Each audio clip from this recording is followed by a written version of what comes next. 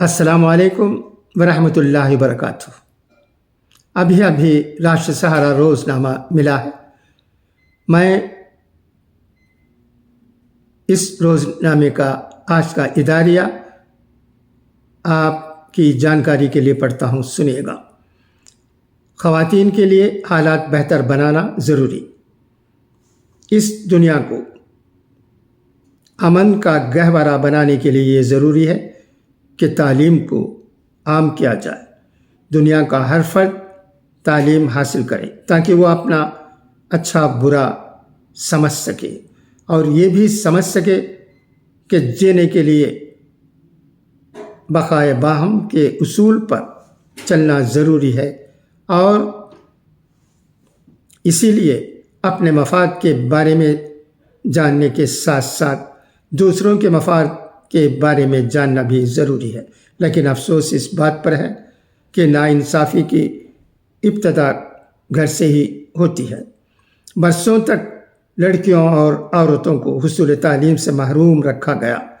وطن عزیز ہندوستان میں بہت کوششوں کے بعد تعلیم نسوان کے مخالفین اپنی بچیوں کو تعلیم دلانے کے لیے تیار ہوئے، تو لڑکوں کے ساتھ لڑکیوں کا پڑھنا انہیں پریشان کرتا رہا۔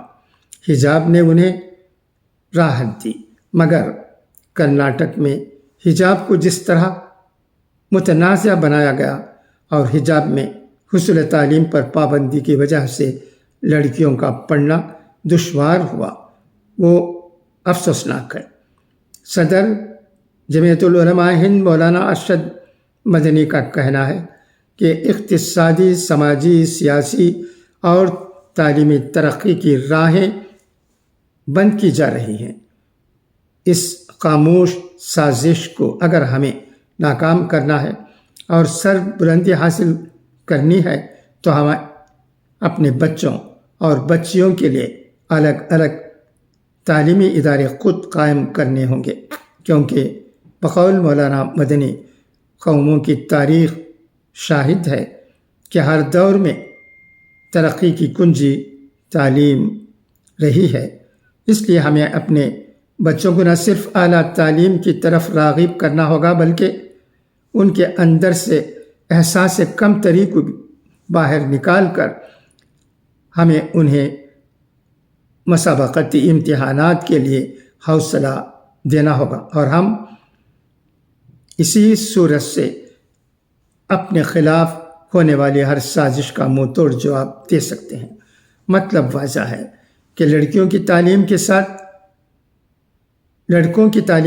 لڑکیوں کی تعلیم پر توجہ دی جائے اور اس کے لیے ادارے قائم کیے جائیں، کیونکہ تعلیم کے بغیر کسی قوم نے کبھی ترقی نہیں کی۔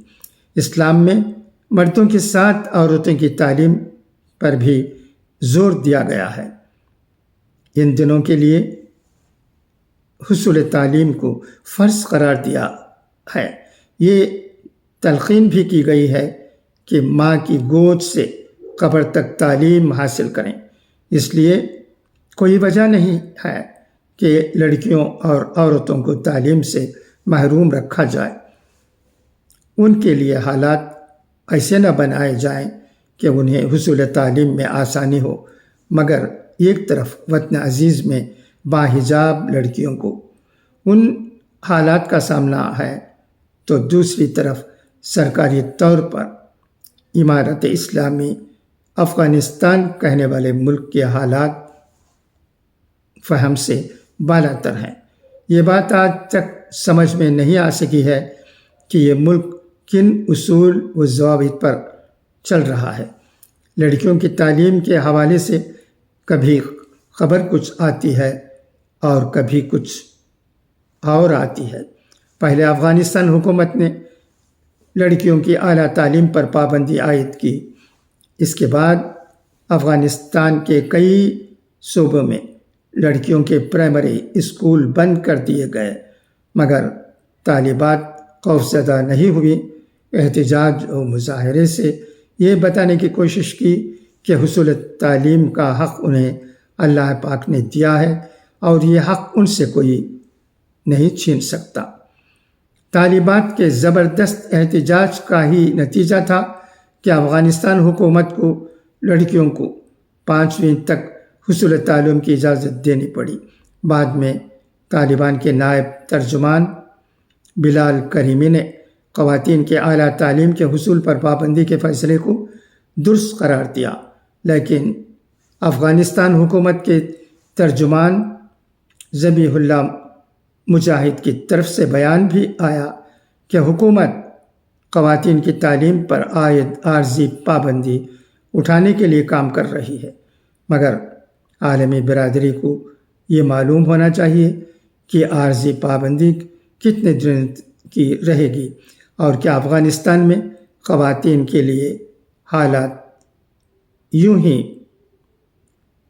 ڈگرگوں رہیں گے، کیونکہ افغانستان میں سابق خاتون ممبر پارلیمنٹ مرسل نبی زادہ کو ان کے اپنے ہی گھر میں جس طرح گارڈ سمیت مار ڈالا گیا، اس سے یہ بات ہرگز نہیں کہی جا سکتی کہ افغانستان میں خواتین کے لیے حالات بہتر ہیں۔ افغانستان خواتین کو اعلیٰ تعلیم کے حصول سے روکنے کے بجائے افغان حکومت کو ان کی جان کی حفاظت پر خصوصی توجہ دینی چاہیے، مگر وہ نہ قتل روک پا رہے ہیں اور نہ ہی خواتین کو تعلیم حاصل کرنے دے رہے ہیں، جبکہ اسلام نے حصول تعلیم کی اجازت خواتین کو بھی دی ہے اور ایک بے قصور انسان کے قتل کو ساری انسانیت کا قتل بتایا ہے۔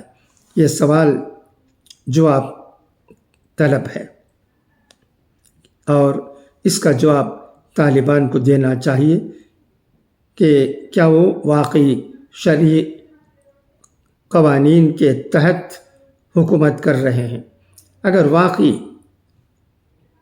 ایسا ہے تو پھر ان کی حکومت میں خواتین محفوظ کیوں نہیں ہیں؟ پڑھنے لکھنے میں انہیں دشواریاں کیوں پیش آ رہی ہیں؟ واقعی مرد اور عورت دونوں کو اعلیٰ تعلیم کی ضرورت ہے۔ یہ طالبان کیا کہتے ہیں اس کا پتہ ہم ہندوستانیوں کو پوری طرح سے نہیں ہے، مگر یہ تو ضرور معلوم ہوتا ہے کہ طالبان کی حکومت جو افغانستان میں اس وقت ہے وہ عورتوں کی اعلیٰ تعلیم کو ٹھیک نہیں سمجھتی ہے۔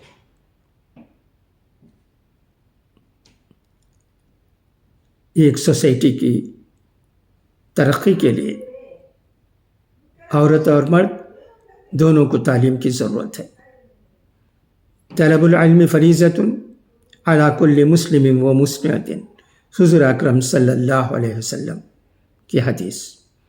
ایک اور حدیث بھی ہے، ہم تمام جانتے ہیں، اطلب العلم ولو کان بالصین، اگر تعلیم چین میں بھی ملتی ہے تو اسے حاصل کرنے کی کوشش کرو۔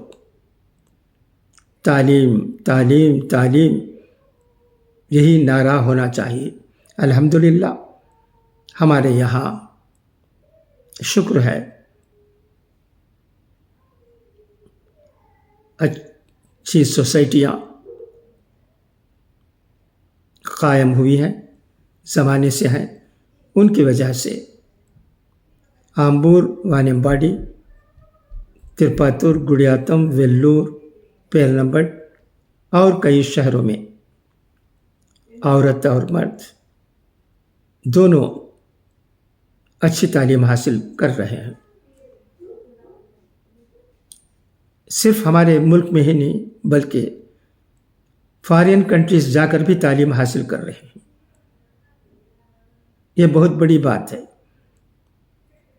30-35 سال پہلے تک ایسی بات نہیں تھی، مگر اب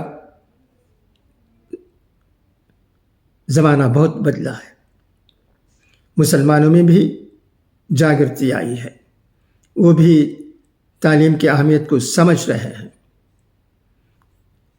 تمل زبان میں کہتے تھے اڈپودم پینگھڑک پڑپدرک، مگر اب ایسی بات نہیں ہے۔